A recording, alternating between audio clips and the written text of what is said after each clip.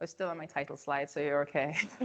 But anyway, all of that to say, yeah, after my PhD, did some postdocs in France and Germany. In France, I was able to work with quite special data, which is where you're able to really look at what's happening in the emotion areas of the brain, and this really fueled my interest in emotions some more. And then at Frankfurt, I was able to indulge a little bit in broader questions around aesthetics, because there was the Max Planck Institute for Empirical Aesthetics. But inevitably, I found myself back at Goldsmiths when it was time to get a job. And yeah, I'm happy to be there still. So all of that said, I'd like to sort of start with my talk, which today I've kind of opted for breadth rather than depth. And part of the reason was I don't often get to address philosophers, and I was kind of keen to just present some of the methods, the range of methods that I've at least used, even if I'm not using all of them right now, but showcase these methods and see if there are, how you find them, and if you think there are yet other better approaches that we could be taking as psychologists or neuroscientists. So I've tended to focus on music listening as opposed to creating music as the topic of my work. And so there's this, obviously, by now, large body of work on what's happening when we're listening to music. But something that has I've begun to wonder about is, or a question that has emerged recently is whether we're actually always listening when we think we're listening. So some recent data suggests that actually a lot of the time that we think we're listening to music, we're actually mind wandering. And music listening is no exception. Take any everyday behavior or task, and the estimates suggest that almost up to 50% of the time you're doing something else rather than actually doing what you think you're doing. In the context of music specifically, it's been shown that our engagement with a piece of music will start waning within the first few seconds of the piece of music coming on. And all of this is in line with the idea of an attention economy coined by Herbert Simon, who suggested that attention is this limited resource that needs to be distributed, or at least needs to switch between competing information sources, and as such is the sort of bottleneck of thought.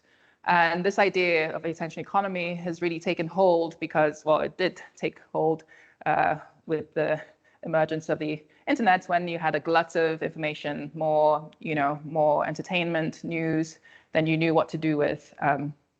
And this led Michael Goldhaber, who a theoretical physicist, to say, that what people were calling the information economy, to say that we should actually be referring to it as the attention economy, because it's attention, not information, that's scarce. This idea of an attention economy has led people to ask whether we can see that reflected in how music has been produced, or has tended to change in the last 50 or so years. And so from corpus analyses, it has been indeed shown that music has become increasingly louder, faster, and there's been a reduction in the time until the first instantiations of the vocals of the hook, all things that one might expect, has been shown to be able to capture and hold the attention of a listener. And complementing those corpus analyses, lab-based studies have been able to show that novelty, complexity, unexpected events tend to be what's able to orient people's attention or reorient their attention to music from other tasks. It's also, these sorts of things also extend how long someone is willing to engage with a piece of music. And I've used this word engage because increasingly my interest has been on trying to understand music engagement over time as something more specific than music listening. Because like I said, when we think we're listening to music, we might actually be mind wandering, which is not to say I'm not interested in mind wandering, but the idea is to sort of acknowledge this a bit more strongly. And it turns out that there is a bit of a growing literature using the term music engagement, or time-varying music engagement, as you'll see, is, I'm specifically interested in. And these definitions in the literature, interestingly, highlight epistemic emotions. So they talk about, when they define to the, the reader of the paper or to the participants what they mean by engagement, they'll say it's being compelled, drawn in, interested in what will happen next.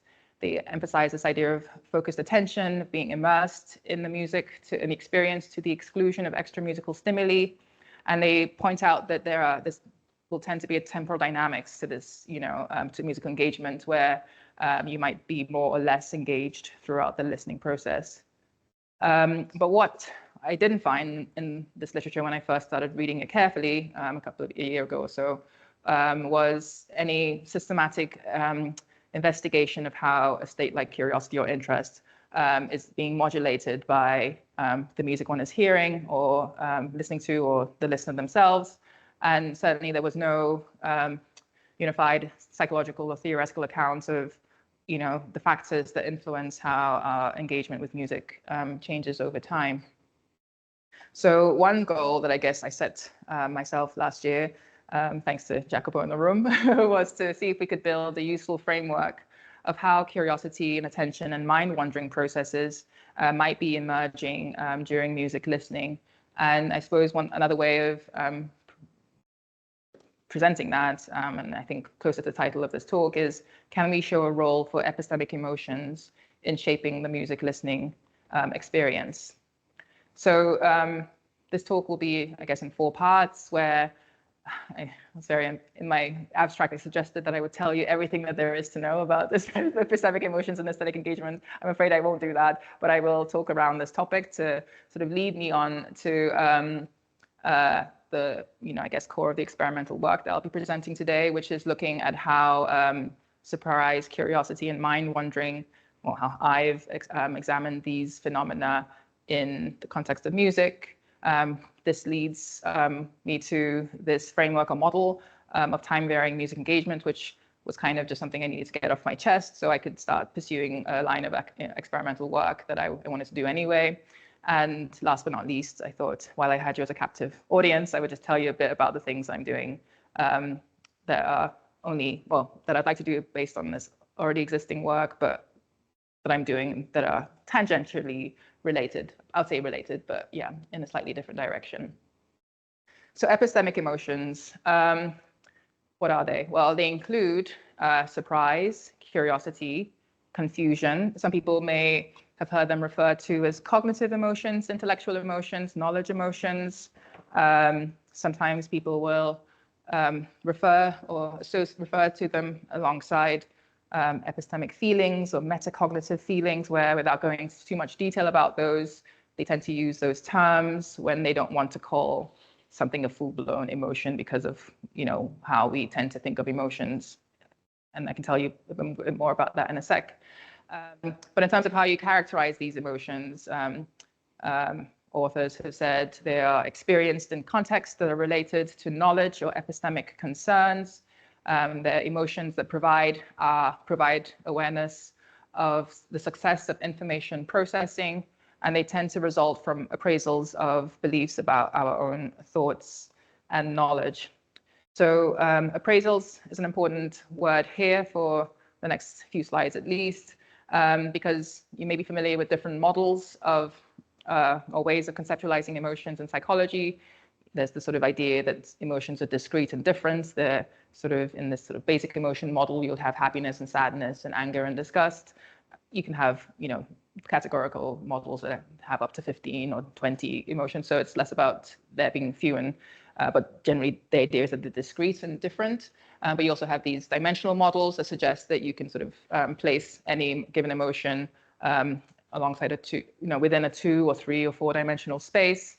You have more recent constructivist theories from the likes of Barrett, where the idea is that we actually just construct our emotions based on our conceptual knowledge and how that interfaces with how we're feeling on 2 dimensions of valence and arousal and whatever else we're getting in through our senses. But the appraisal models, which have been around, I would say somewhere between these kind of core basic models, core affect and basic models and the constructivist theories, it really emphasizes this idea of appraisal as being an important component of how emotions emerge. And the idea is that you appraise you appraise information or stimuli that's incoming, and this leads, and you might do this with respect to its novelty, its intrinsic pleasantness, the extent to which it helps you fulfill goals or needs. And this leads to a sort of triggering of synchronized and interdependent responses at different functional levels that include sort of behavioral tendencies, the motivation component, physiological, your autonomic nervous system, and sort of expressions of, like your vocal expressions, your facial expressions, and so on and so forth. And all of these are meant to sort of synchronize and be interdependent as well with the actual subjective feeling. But suffice it to say, appraisal is seen as this very important stage in how emotions emerge. And in the context of, say, an emotion like interest, this is meant to help result from the appraisal of novelty and coping potential, for example. So something that's high in novelty, but where you have feeling you have a high ability to cope, you will experience interest. But if it's high novelty and you have a very feeling that you have you perceive or you appraise that you have a low ability to cope, then you'll perhaps experience confusion. So I mentioned appraisals because I'll look in some detail in a moment at from now at an exploration of aesthetic and epistemic emotions, so to speak, that are based on this kind of model of emotions. But yes, we've talked about emotions in the aesthetic experience. I should point out that there is a continued debate about whether or not there are aesthetic emotions. Meddinghouse wrote a nice paper saying, what are they? Someone said, no, there aren't any. But people who think that there are aesthetic emotions describe it in this way. So this is the opening paragraph of a paper that we'll look at in some detail in a moment. And they say, when asked to describe an aesthetic experience of a piece of music, an exhibition at a museum, a poem or novel, a theatre play or movie, or a walk through nature, people often refer to emotions, for example, by characterizing the experience as delightful, moving, interesting, funny, repulsive, or boring. Because of their relevance to the aesthetic experience and evaluation, emotions such as these have been labeled aesthetic emotions, and they say that and count themselves amongst this list of people who do that, but they suggest that a few people are doing, and it's true, people are doing this. They're suggesting that emotions that we experience in the context of aesthetic evaluation or engagement with art can be referred to as aesthetic emotions. Given that my first section was about the extent to which epistemic emotions are relevant for aesthetic engagement, I thought it'd be nice to sort of see what this study shows with regard to whether we can see epistemic clusters of emotions within this group of emotions that people seem to refer to or describe during aesthetic evaluation and engagement with art. So what this study did was basically they took a group of so-called aesthetic emotions, which was a pool of 75 emotion terms that they'd gotten from a comprehensive search of the literature. Some of you will know this list of terms as the Estemos scale, which is basically a scale that you can present to participants to ask them, what they experience and understand a bit more about, their encounter with an artwork or nature or so on. But they used this pool again, and then what they had people do was rate how strongly they felt each of these emotion terms were related to features of, and these are the 5 components of the sort of component process model. So feeling, bodily responses, expression, behavior, evaluation. Sometimes the terms change, it's a bit confusing, but suffice it to say these are these 5 components of emotion. Notes that it wasn't just, rated according to feeling, rather they were being asked in this specific way. They were being asked to rate features related to these 5 components. So what the participant did was they would read this line. So if a person uses the I found it beautiful emotion term to describe an emotion during or after having had an aesthetic experience, how likely is it that they felt good, sorry, it's a German study, but you can see the English, good, tired, restless, strong, calm, bad, weak. How likely is it that this person closed their eyes, had tears in the eyes, spoke more slowly, spoke more rapidly? How likely is it that the event was pleasant for the person, was important for and relevant to their goals, and so on and so forth? So this is what they had people do.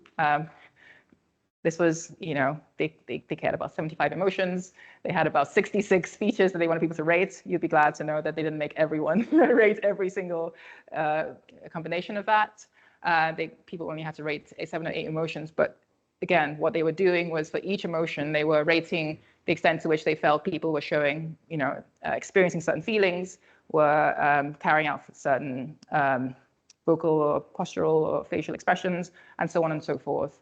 And what they arrived at is this large sort of two-dimensional data set of emotions and features of what are considered 5 components of emotions in terms of, these different components. Anyway, long story short, they were interested in what dimensions seem to describe all of these aesthetic emotion terms most effectively. And so they carried out a principal component analysis on this data, and they found evidence for 4 dimensions: valence, arousal, what they called power or coping potential, and novelty. So you can see, and I don't want to spend, we can study any and all of these figures in detail in a discussion, but what I'm showing here is just a couple of their figures where they show, for example, how these emotion terms look with regard to, against novelty and arousal and so on. So the reason they called novelty a dimension is because, as you can see, in the top range are emotions like surprised, astonished, confused, baffled. In the lower range, you don't see as much of that. On the x-axis, you see sort of the range of emotion terms that relate to arousal. But the important thing there, I suppose, was that they saw this novelty dimension, which would suggest that, in this group of aesthetic emotion terms, there is this a range. You can find this pattern of some emotions being related to new information, things that surprise you, and so on. Another analysis they did on this data set was to cluster them based again on these different components, features of the components of an emotion. And of course, they could have, talked about 14 or 16 or 20 clusters. This is usually just a bit of a heuristic. But when you look at the sort of clusters they obtained, again, we see some clear clusters, groups of emotions. So surprise is comprised of surprised me, baffled me, astonished me.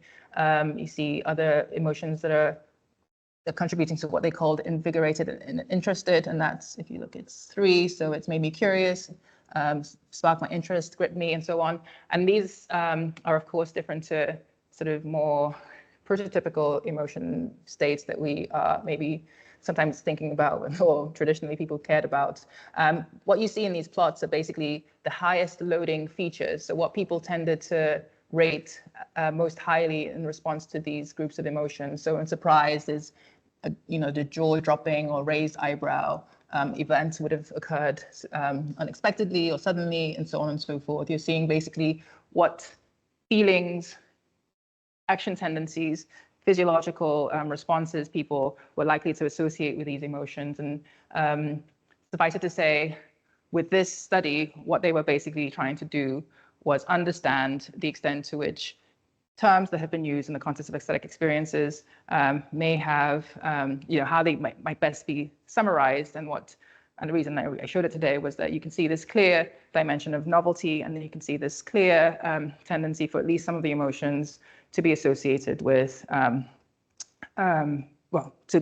look like surprise, to look like interest, the things that usually referred to as epistemic. Of course, this is paper 2021. They're far from the first to sort of suggest that there are potentially epistemic emotions in the aesthetic experience. And this is my pet quote, where Addison says, "Everything that is new or uncommon raises a pleasure in the imagination because it fills the soul with an agreeable surprise, gratifies its curiosity, and gives it an idea of which it was not before possessed. It is this that improves what is great or beautiful." Nowadays, people don't necessarily also aspire to be great or beautiful. They might just be happy with surprise and shock. But in those days, those things were very important as well.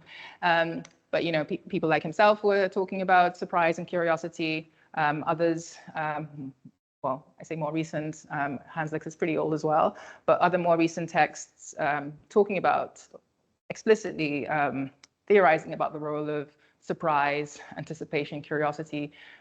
Other texts include that from Leonard Meyer in I think it's 1956, and 60 years later or 50 years later, David Huron in 2006, both really good reads. But what I'll do in the next section is just talk a little bit about the studies that I have been doing, looking at surprise and curiosity and mind wandering in the context of music. And I guess I start, but you know, as someone who does neuroscience, it's really important to know that the brain won't tell you much if you don't, you know, if you haven't characterized your stimuli, or if you're not collecting really rich, useful behavioral data about what the experience is that you're trying to examine. And in this case, in this series of studies, I'll be talking about where we've emphasized the sort of characterization of the musical stimuli. And so we're looking at how can we characterize the surprise in music. And maybe you're familiar with the idea of engram models, which are just a way of which are able to acquire knowledge by extracting statistical regularities. In the context of music research, they've been long used as tools for composition, improvisation, music information retrieval, modeling, music perception. And they're especially powerful in sort of music analysis and music or quantifying the information dynamics of music when you combine them with sort of multiple viewpoint systems where you're also, you know, just explaining pitch, you know, but also what's happening on the metrical level, you know, and other sorts of dimensions. Here's one example of a computational model, actually very widely used, that is able to estimate or provide estimates of the sort of information content and the entropy of individual events in, you know, a given piece of music. And the way it does this is using this sort of engram model idea, where you basically give it a corpus of music that the style of which you're interested in. And so if you're interested in Western and enculturated listeners, you'll provide it with Western folk tunes and hymns and, you know, simple music in sort of MIDI form, needs to be. And you're able to, what you do is you train the model on that music and a given piece of music itself as it unfolds. And what you do is, and what that allows you to get is a sort of information content value of individual events in any given piece that you've provided it. So information content values, how surprising an enculturated listener should find a given event, and entropy values, so how uncertain they should be about the incoming or current event. And I should say, this is an old slide in some ways, by now lots and lots and lots of studies have been able to validate the estimates of this model, showing that what it suggests, you know, if it suggests that an event has high information content, people will also rate that event as unexpected. If it says that this is a period of high entropy or high uncertainty, people will also, for the most part, report that section of the music as, you know, not being sure what's going to happen next. And the reason a model like this is good is because up till then, up till, you know, we had access to these kinds of models, to understand what's happening in the brain when we experience surprise, we would have to create these sort of short musical excerpts and then, you know, manipulate, say, the final event from something that the listener would expect to something that they would really not expect. And then we'd be able to say, oh yeah, look, the brain is tracking unexpected events in music, but that's naturally not very natural. Being able to get a model that's actually rather able to, you know, you're able to give it a piece of music, as long as you have a corpus that you can train it on, you give it a piece of music, and it's able to provide these information content estimates.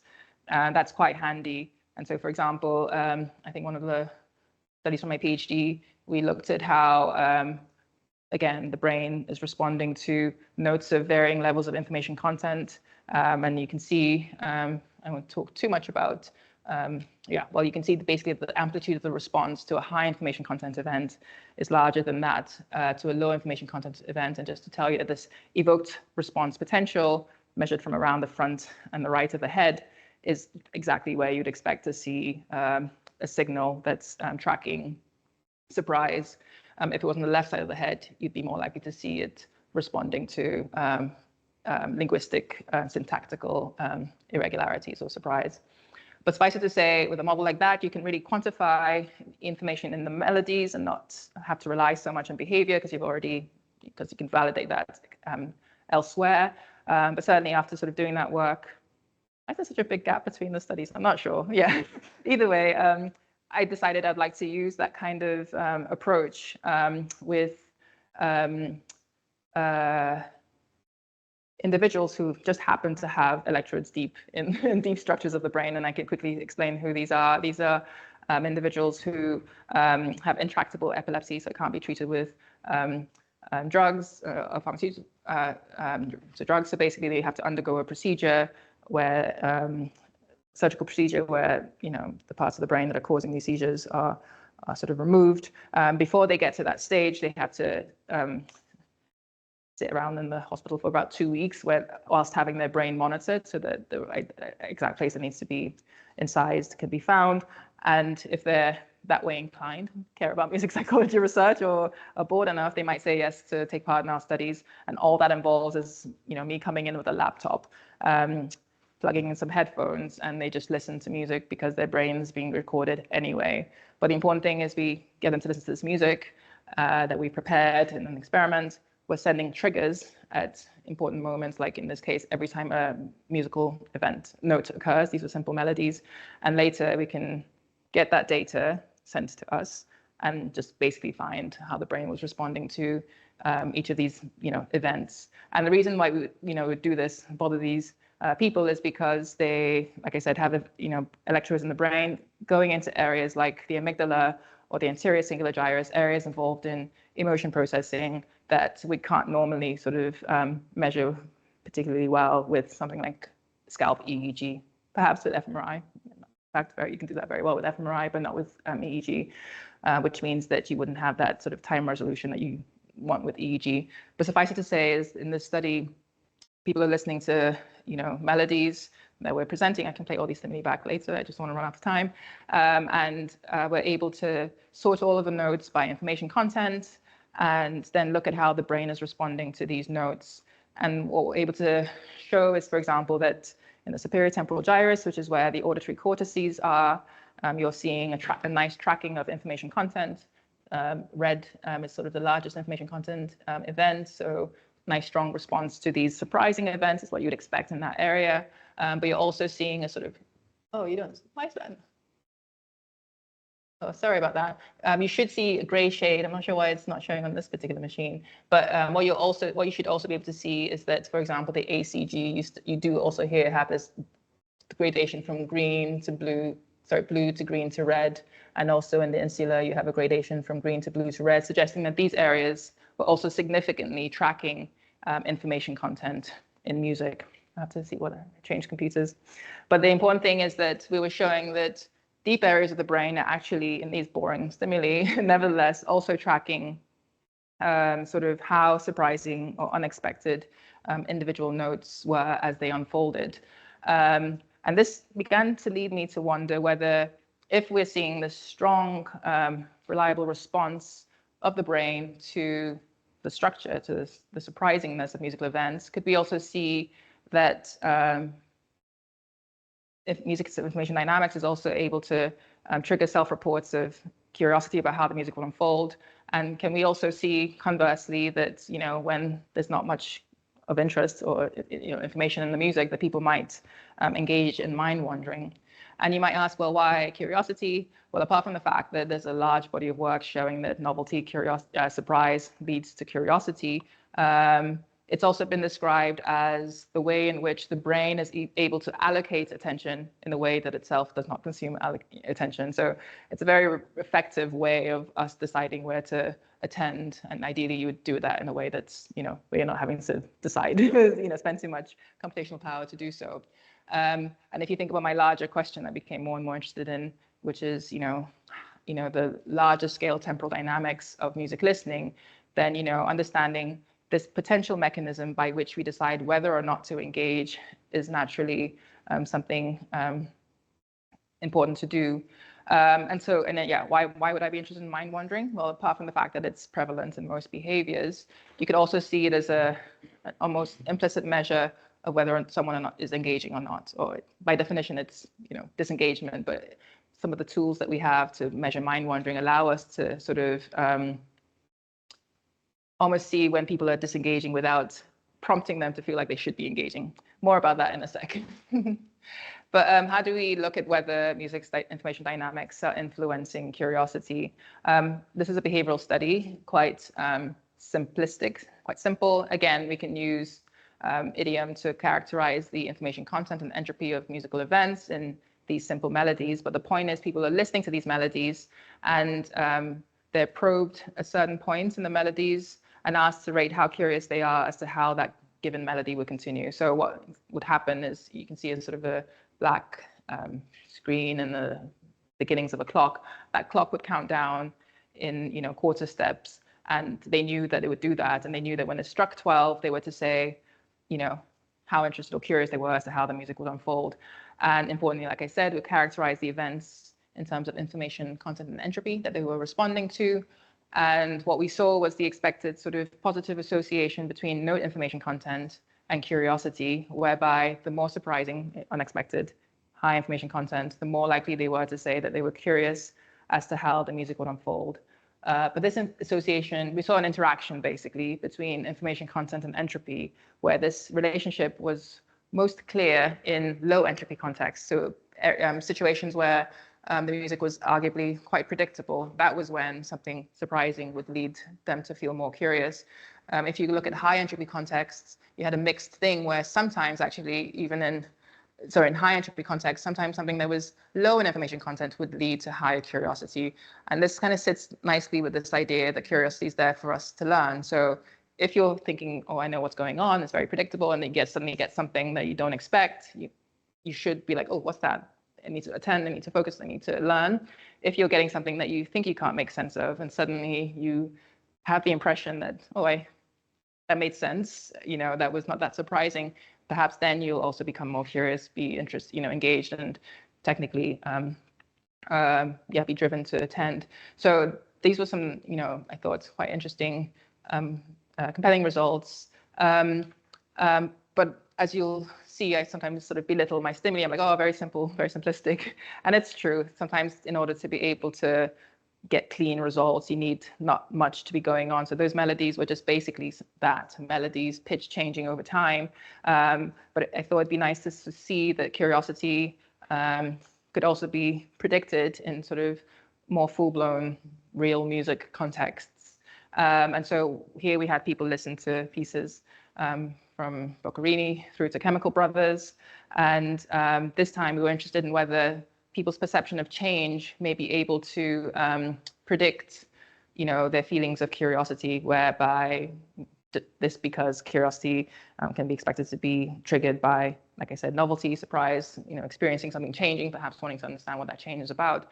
And very simply what we did was what music psychologists sometimes love to do, which is get people to continuously rate their experience. Doesn't affect the experience at all. Just rate how you're feeling. But we got them to do that, so rate how, the extent to which you feel the music has changed over time. And, it's counterbalanced and how your experience of curiosity a second time around. So you counterbalance, you sort of move all these things around. But the point was, for us, was to what extent are these, and we asked a couple of other variables to sort of mix things up, but our interest was in the extent to which change in arousal change in curiosity can be shown to have, a causal relationship. And indeed, using a statistical technique called Granger causality, which basically asks to what extent does this time course X predict time course Y better than time course Y itself. Using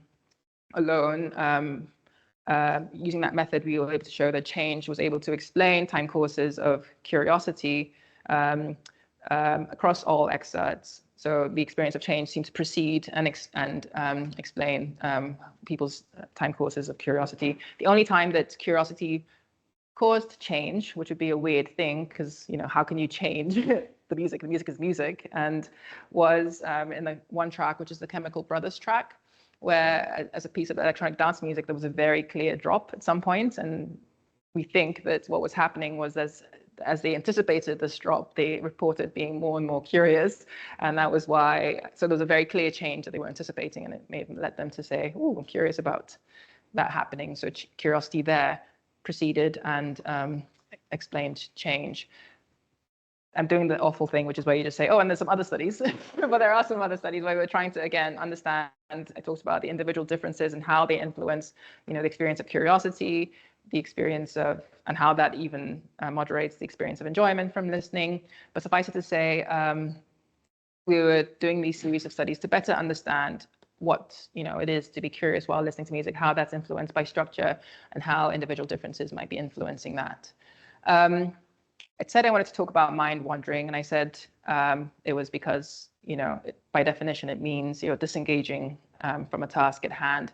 But actually, the other reason to look at mind wandering is because people have described it, you can debate that, but as the antithesis of curiosity. So the likes of Janet Metcalfe suggest that curiosity is not an emotion, but rather a metacognitive feeling that leads us to the best opportunities for learning. And the proposal is that we are constantly evaluating whether there's enough information in the environment to keep trying to learn. And if we perceive that to be, yes, there's information, we'll experience curiosity. And if we say, no, there's no information, we'll experience mind wandering. And this led me to ask, well, is it possible that we can show that mind wandering during music listening is actually inversely related to people's self-reports of curiosity? I don't have a slide where I show the paradigm because it's still in prep. I think I have one somewhere, but I'll describe it and then I'll show you the results.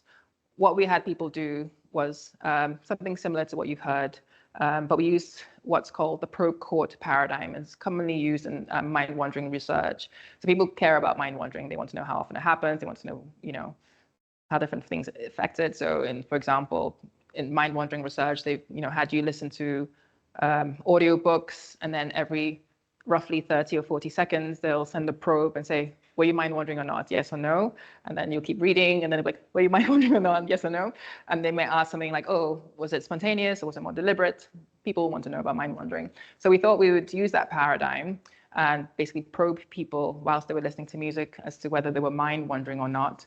But we did something similar to what we've done in previous studies, which is to probe them as well, probe them and ask them, how curious are you as to how the music will continue? So we had these extended listening sessions where they were listening, and in one condition being asked whether they were mind wandering or not, in another condition being asked whether they were curious about how curious they were about how the music will continue. And this was counterbalanced, but everyone experienced the two conditions, and everyone was probed at the exact same times in the music. So they were hearing the same music twice. It was extended. It was hard for them to know because it was newly composed. But long story short, we have probe moments where they'd rated how curious they were and how much they were mind wandering. And we were able to show what we expected, which is that if someone said, when you probe them, yes, I'm mind wandering, when you then ask them in the second listening how curious they were as to how the music would continue, they were more likely to say, not very curious. And similarly, if someone said, oh, I'm very curious, when you ask them, how curious are you as to how the music will unfold, they were much more likely to say, no, I wasn't mind wandering when you prompted them the next time. So we were able to show this inverse relationship between mind wandering and curiosity. And we were also able to show that you're less likely to mind wander if you're more expert. Sorry, by that we just mean if you have more musical training or musical sophistication. We used a measure of musical sophistication that includes active engagement with music as well as training. And this was a rather small effect. I think it was our sample size. We may have to, I think we'll definitely have to replicate this again. But generally, we saw that as expertise increases, the likelihood that people will say they're mind wandering when exposed to entropy will decrease. Sorry, the first thing I should have said is people were more likely to mind wander when things were more complex, but this tendency was reduced in experts, suggesting that they were more able to deal with that complexity. And this leads us to the special issue that Jacobo and his friends put on, which I think was thanks to a workshop or a symposium, or what do you call it, a conference, where they kindly asked us to speak, and they said, why not put some papers together? But I decided that I'd use the opportunity of this invitation to provide a paper to sort of explore this idea that curiosity, attention, and mind wandering are all things that we might want to be studying over the course of music listening, rather than assuming or pretending people are just listening without, in the same way all the time. So in this model, I'm going to give a very high level, simplistic, well, I was going to say what the four main claims were, which, to be honest, were basically emerging from work that I'd been doing and, the most relevant work that others had been doing. I'll also leave out sort of some technical aspects that we try to include based on a very complex literature. There's the predictive processing, predictive coding literature, because, well, not enough time, and also I think it's easy enough to understand it without. But basically, the claims were such: we suggest that listening episodes will constitute, peaks in our engagement, and that these might be introduced or triggered by induction of curiosity that is associated with everything from just the music beginning. You can't help it. New piece of music starts, you will listen, and then your attention will wane. So the beginnings, new sections, and we'd argue high surprise in predictable moments, and conversely, potentially low surprise in moments where you thought you didn't know what was going on. We suggest that by definition, because we said there's peaks in engagement, there will be these moments of mind wandering, and this could be everything from the draws and attention that you have based on other concerns, other distractions in the room, but also redundancies in the music. So, or just sort of, low information, low, not that much to sort of learn from the musical stream. We suggest that the refocus on music after an episode of mind wandering could be triggered by something happening in the music that triggers curiosity, but just as likely by meta-awareness. So if you intended to listen, you might realize, oh, I'm not listening, and then choose to refocus on music. You may also choose not to, depending on the situation. You may be like, doesn't matter. But last but not least, we suggest that as you have to do in music psychology, that there's lots of different factors that might influence, what this might look like for a listener.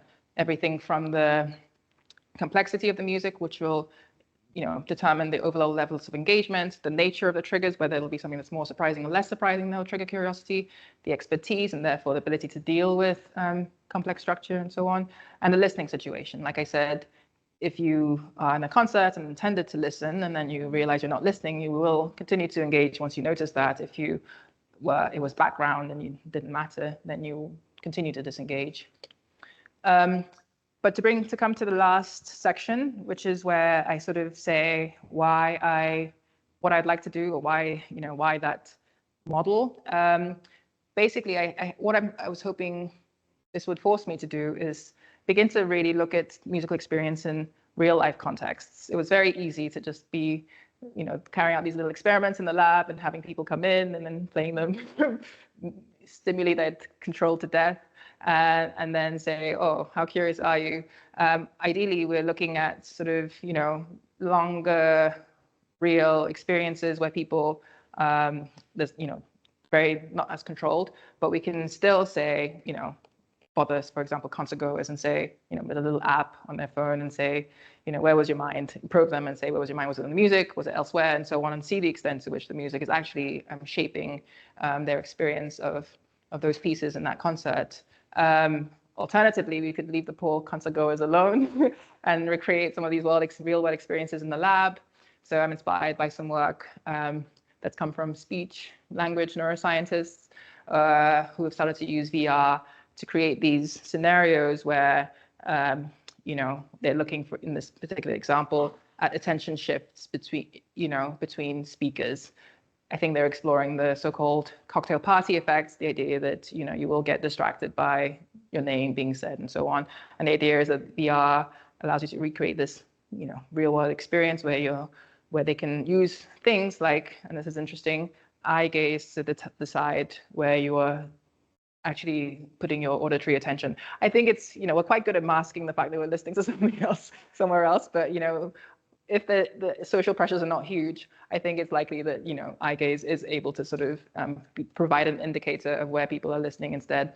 And this, brings me to, the fact that I'm really interested in exploring these situations where we suddenly decide we'd rather listen to the music than the person who's sitting opposite us talking, because I think they really, those kinds of studies would be able to speak to the power of music to actually capture and hold our attention, and, you know, yeah, have that sort of power over us. What next? And I say what next, but it's in progress. It's my this year's master's students. For some reason, well, we forced them to do the one on neurocorrelative awe, but someone else quite independently wanted to study awe. And the reason for awe is because curiosity is meant to be this thing that, you know, once it's satisfied, you know, it's gone. It's not the same as the literature suggests, awe or wonder, which are meant to be these lasting, more transformative experiences. And I began to become interested in these sort of more, transformative. Oh, I've always been interested in awe, I'll just be honest. But anyway, the idea was, can we use, and, you know, the likes of Konechny, however, suggest that don't even bother trying to study awe without, you know, putting people in the right setting or in a realistic, you know, performance environment or whatever. They suggest that these kinds of full-blown emotions may be quite hard to capture in the lab, and ideally you know, you can put them in people in the right setting.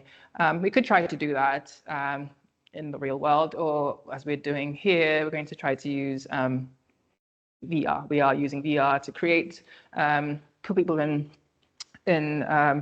slightly more interesting, you know, environments, playing music that has been shown or is hypothesized to be able to induce awe, and begin to get closer to understanding what the neurocorrelates of these awe experiences are. There's been work done on just awe from nature or from, being in space, but no work has really looked at music-induced awe, so we're interested in that. And we're interested in broader questions around awe induced by human artifacts of that sort of variety against nature and built environment, but we'll just start with music in this one. And just like I said, another student, quite independently of my then interest in awe, became interested in whether awe is able to reduce anxiety thanks to its ability to make us feel small in the best possible sense of the word. So always meant to lead to this sense of small self, and his question was whether that might be one of the ways in which music is able to, reduce our stress, which we know it is able to do. Last slide. If you were thinking, oh, this is all very reductionist, I guess I tend to agree. I mean, I speak to people who, I come with my information dynamics, and they're like, well, what about the social aspect? And I'm like, I don't know. But now I think I'm beginning to understand how I can get into that sort of way of thinking about things. I think I'll still come at it from the sort of epistemic perspective, or what they're referring to here as a socio-epistemic value, or emotional life. And in this paper from, I think they're from California, they suggest that understanding the power of the arts in our lives requires going beyond the current aesthetics-focused conception of the outcomes of art. They're thinking more broadly about arts engagement, but they suggest that art appreciation is socio-epistemically invaluable so far as it cultivates understanding of others through processes like emotional sharing or imaginative understanding. And the reason I realize I really have to engage with this idea of imaginative understanding or other sort of more social processes is because work I've done with my PhD students who looked at visual imagery during music listening or autobiographical memories, make it really clear that people are imagining things, sometimes what's happened to them in the past. They're imagining stories and narratives. And that is a rich part of the music listening experience. It's not just, attending, not attending, attending, not attending. It's also all of this sort of imagination around things, including themselves, their lives, and the lives of others. And yes, I'll stop talking there. So thank you for listening, and I'm looking forward to discussing.